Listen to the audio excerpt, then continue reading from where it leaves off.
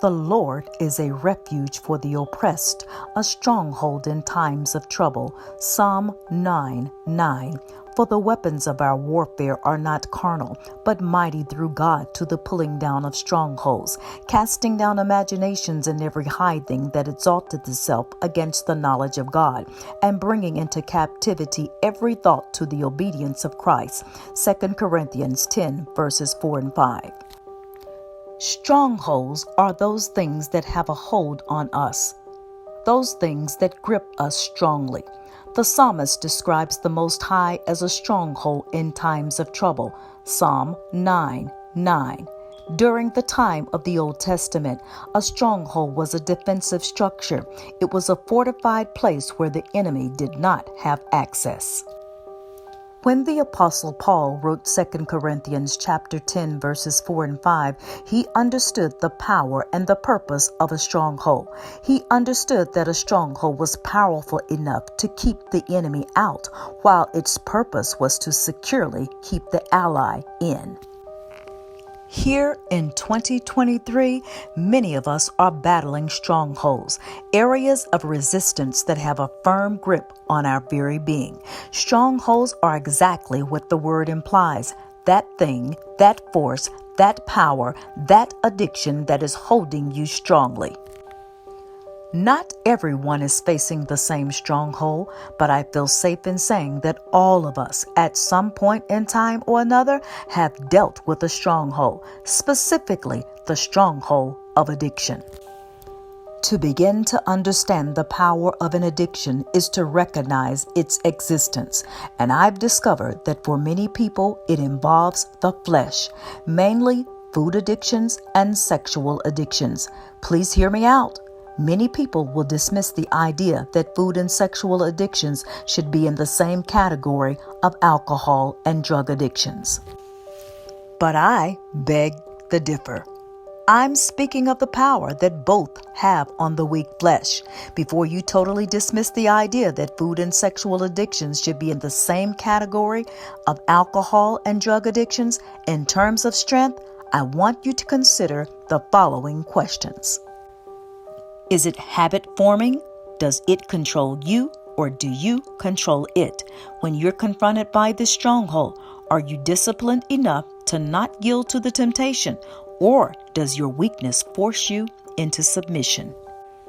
Specifically, in the area of food addictions, many people have been repeatedly told by doctors or healthcare providers to limit or eliminate certain foods from their diets. Additionally, many people have been told to lose weight. Sounds simple, doesn't it? However, it is not simple at all. Why?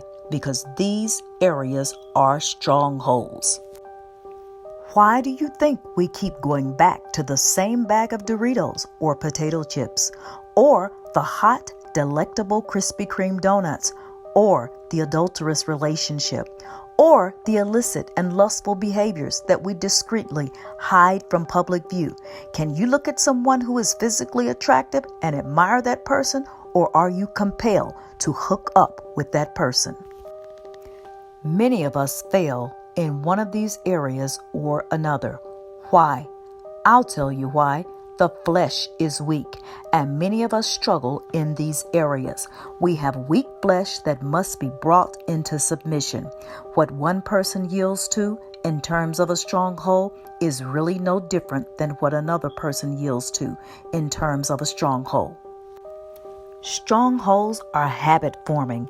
Many of them are dangerous and could even become deadly. The Apostle Paul teaches us how to bring them into submission. The process is not easy.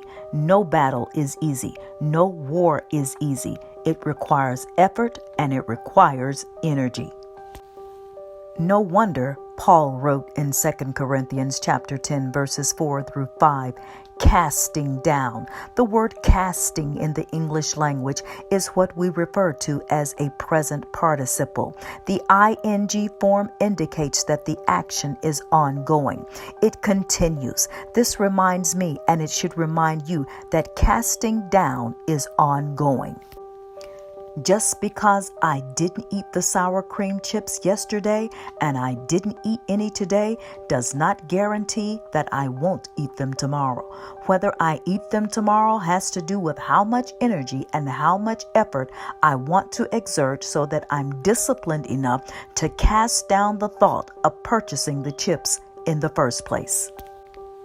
There is a struggle going on, and it requires effort.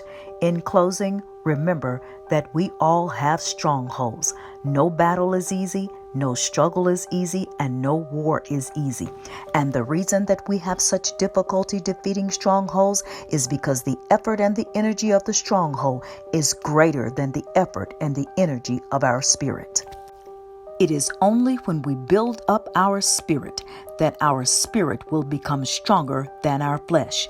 And if we are going to consistently win, we must use the Word of God to build up our spirit man, so that when the flesh rears its head, our strong and powerful spirit man can boldly bring every thought, every desire, and every act into captivity to the obedience of Christ.